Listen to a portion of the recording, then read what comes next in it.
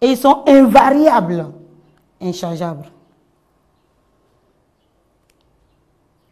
Comment se développent et s'installent les réflexes acquis ou réflexes conditionnels? Oui. Chez un être humain, oui. Très bien.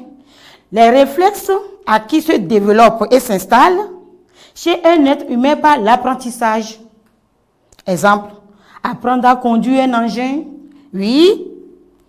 À nager, apprendre à nager, oui. Apprendre à écrire. Et chez un animal, oui, au fond, les activités, les réflexes acquis se développent et s'installent par le dressage chez les animaux. Très bien.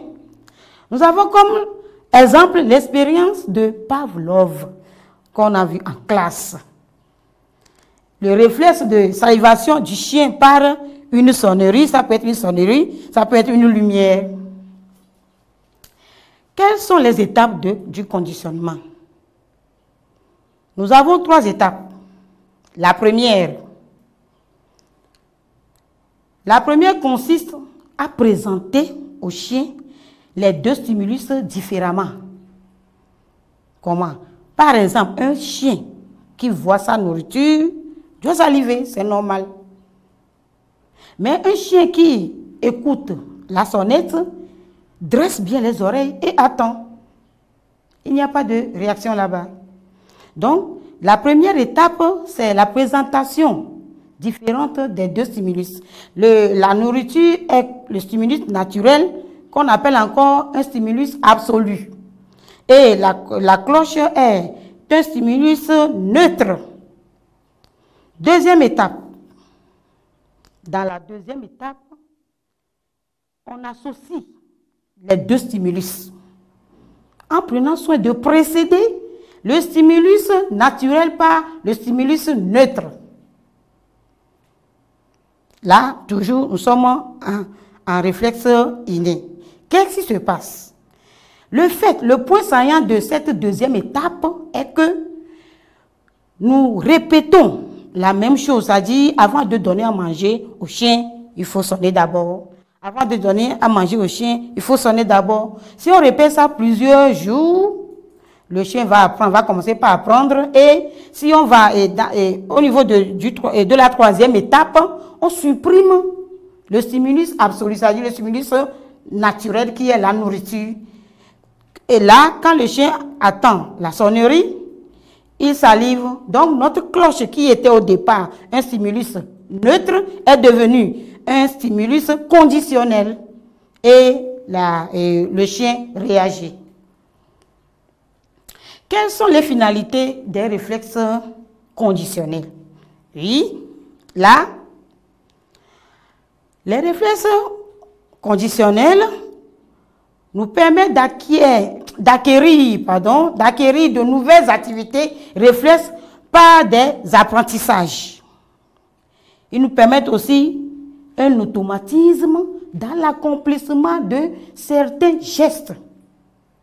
Ils nous permettent aussi le dressage des animaux domestiques. Les chiens pour la garde, pour la détention des drogues au niveau de la police criminelle, même pour le dressage des animaux sauvages, exemple dans un cirque. Ils nous permettent aussi d'exploiter de nouvelles surfaces du cortex cérébral. Quelles sont les caractéristiques des réflexes acquis ou conditionnels? Les réflexes conditionnels sont acquis par l'apprentissage.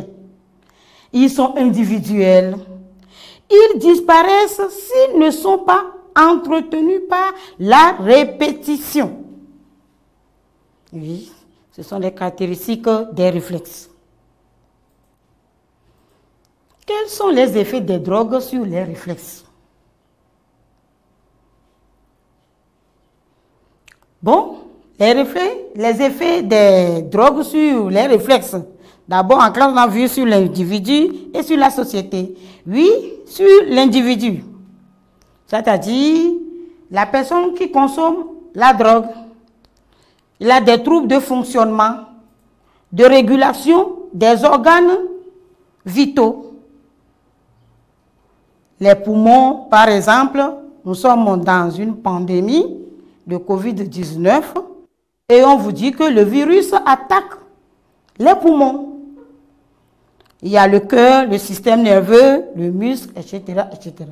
Sur la société, nous avons des délinquances juvéniles, la désorganisation de la famille, nous avons aussi des divorces, nous avons des vols, des viols, la prostitution et les attentats.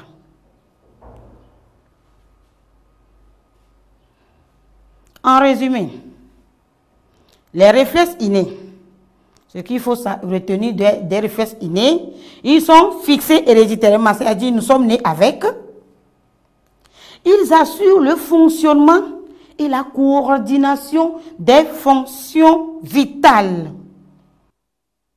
Tandis que les réflexes acquis ou réflexes conditionnels sont acquis par l'apprentissage. Ils assurent aussi la maîtrise de nouveaux gestes ou nouvelles activités cérébrales. Nous entamons exercice d'application. Le libellé. Au retour de l'école, un élève touche par sa main la marmite mise au feu par sa mère. Il la retire aussitôt. Consigne. Petit a. Comment appelle-t-on ce type de mouvement? Petit b. Quel est le centre de commande de ces mouvements? Je vous donne une minute pour essayer quelque chose. Oui, réponse. Petit a. Comment appelle-t-on ce type de mouvement? C'est un mouvement réflexe. Oui, très bien. Quel est alors le centre qui commande ce mouvement? Le centre qui commande ce mouvement est la moelle épinière. Exercice d'application 2. Voici le libellé. L'accomplissement d'un acte réflexe exige l'intervention de plusieurs structures. Consigne. Petit 2ta, nomme ces différentes structures en précisant le rôle de chacune d'elles. Petit 2, B, réalise l'acte réflexe de ce mouvement. Une minute pour réfléchir. Oui, vous avez la réponse. Petit 2A. Nous avons cité les organes, les structures et leur rôle. Nous avons d'abord la peau. Oui, organe récepteur. Puis on a un nerf sensitif. C'est un conducteur sensitif. Ici, dans notre exercice, le nerf sensitif est le nerf est un nerf brachial. Le nerf brachial qui se trouve dans notre bras. Le nerf brachial est le nerf mixte. Et je vous rappelle, un nerf mixte, c'est un nerf qui est sensitif et conducteur à la fois. Ensuite, nous avons un nerf moteur. Nous avons un nerf moteur, un conducteur moteur de l'influx nerveux. Le nerf brachial toujours. Le nerf brachial se trouve dans le bras, qui est un nerf mixte. Nous avons la moelle épinière, un centre nerveux qui analyse,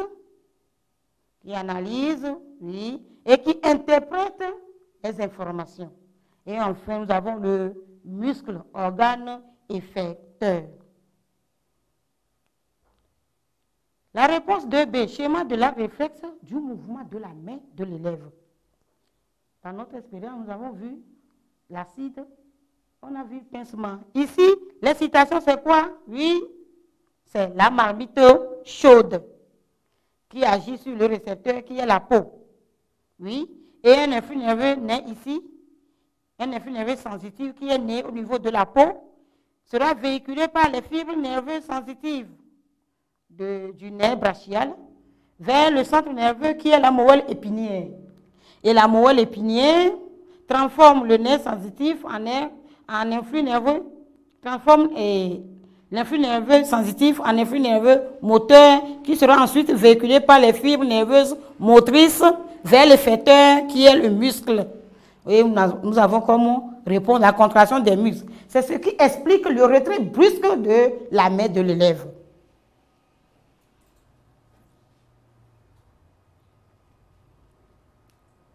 Bon, ceux qui sont à la radio, vous avez bien suivi, on quitte les citations, qui est la marmite chaude, oui, vers le récepteur qui est la peau, et c'est de là qui est né l'influx nerveux sensitif, qui sera véhiculé par les fibres nerveuses sensitives vers la moelle épinière qui est le centre nerveux ici. Maintenant, la moelle épinière transforme l'influx nerveux sensitif en influx nerveux moteur qui sera véhiculé ensuite par les fibres nerveuses motrices vers l'effecteur qui est le muscle de la main excité. Et nous avons comme réponse la contraction des muscles de la main de l'élève et ce qui explique son retrait brusque. Exercice d'approfondissement. Consigne de travail. Analyse les résultats du tableau. Quel est l'effet de l'alcool sur le système nerveux?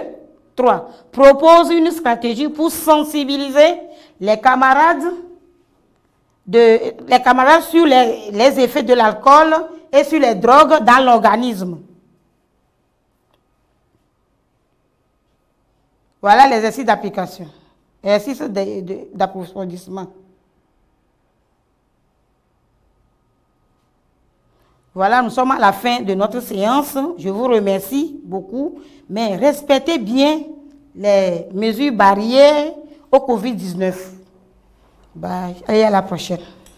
Merci Madame Logosu pour vos conseils et votre enseignement. J'espère que vos élèves des classes de 3e à niveau 3e ont suivi avec attention ce développement.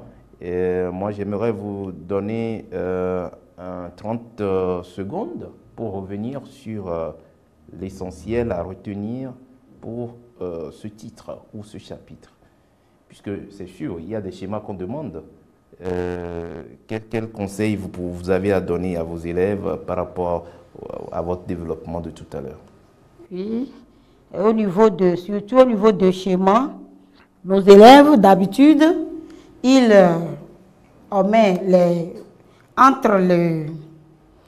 font le schéma, ils ne mettent pas, le schéma n'est pas traversé dans la substance grise, c'est-à-dire ils font ça dans la substance blanche. Or, ils oublient. Je vais vous donner comme conseil, au niveau de la moelle épinière, la substance grise est interne et la substance blanche est externe. Or, alors que dans l'encéphale, la substance grise est externe et la substance blanche est interne. C'est pour cela, je ne sais pas si c'est la confusion là, ils font là-bas. Donc, pour faire le schéma là, vous devez faire beaucoup d'attention pour ne pas faire tracer le neurone sensitif dans la partie, dans la substance blanche de la moelle épinière. Merci. Eh bien, merci Madame Logosu Ayoko Dodi. On se retrouve dans un prochain module d'Abonne École. Prenez soin de vous et respectez les règles et les mesures barrières contre le Covid-19, puisque c'est la raison pour laquelle les écoles sont fermées. Prenez soin de vous.